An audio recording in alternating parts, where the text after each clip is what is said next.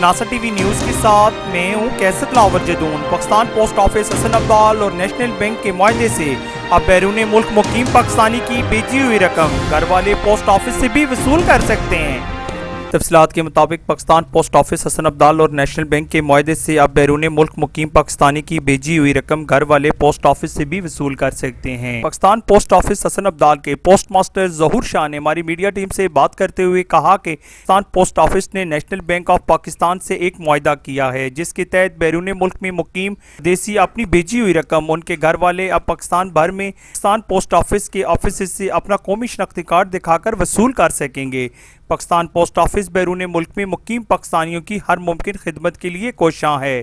اب پاکستان میں مقیم خاندان اپنے پیاروں کے بھیجے ہوئے پیسے بر وقت اور آسانی سے پاکستان پوسٹ آفس سے وصول کر سکتے ہیں۔